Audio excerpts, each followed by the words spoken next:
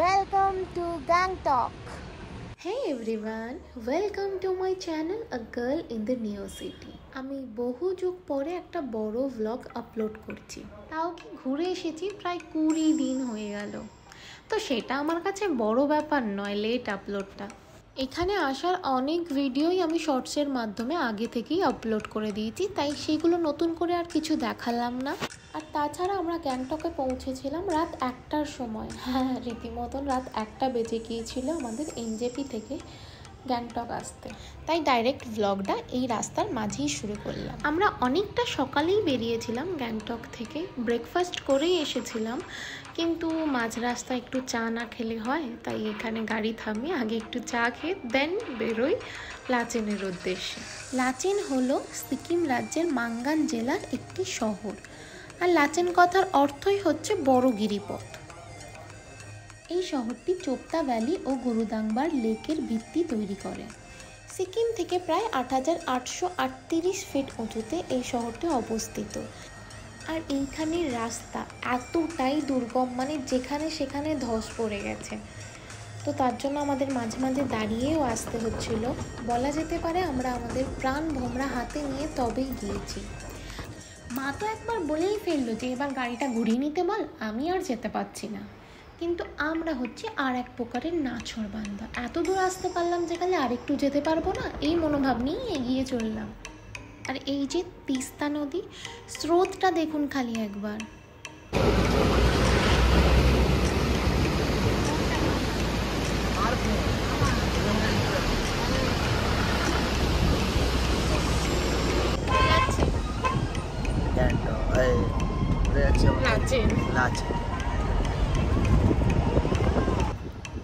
গ্যাংটক থেকে লাচেন ছিল প্রায় 123 কিলোমিটারের দূরত্বে, মানে যেতে মোটামুটি 4.5 ঘন্টা লাগতো যদি ভালো রাস্তা হতো। কিন্তু রাস্তাটা এতই বাজে ছিল যে আমাদের যেতে প্রায় 9 ঘন্টার কাছাকাছি লেগেছে। মানে সেই দিন আমরা আর কোথাও ঘুরতে পারিনি, জাস্ট গ্যাংটক থেকে লাচেন পৌঁছেছি।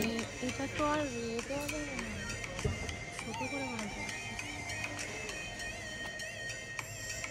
যাবার সময় আমরা কিছু কিছু জায়গা দেখে একটু দাঁড়াই, মানে ওই আর কি একটু ফটো তুলবো, ভিডিও করব সেই কারণে। কিন্তু সেই দিন বেশিরভাগ সময়টাই আমাদের গাড়িতে কেটে যায়। দেখুন কেমন বোঝাই যাচ্ছে না পাহাড়ের সাথে মেঘ মিশে আছে নাকি মেঘের সাথে পাহাড়।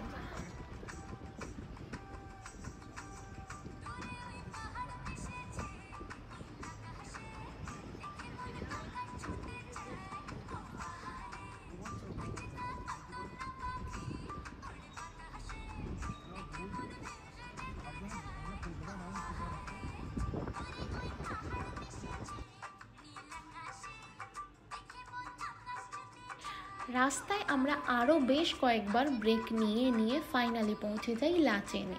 যেতে যেতে প্রায় সন্ধে হয়ে যায়। আর আমরা যেই হোমস্টেতে ছিলাম তার একদমই সামনে ছিল মিলিটারি জোন, তাই রাতে ওখানে বেরোনো স্ট্রিক্টলি বারণ ছিল। তো আমরাও সেই রুল ফলো করেই সেই রাতে আর কোথাও না বেরিয়ে নিজেদের মধ্যে টাইম স্পেন্ড করে ডিনার করে ঘুমিয়ে পড়ি তাড়াতাড়ি, কারণ পরের দিন আমাদের আবার তাড়াতাড়ি বেরোতে হতো সেই কারণে। তো ডে 1 ভ্লগটা এইখানেই শেষ করলাম।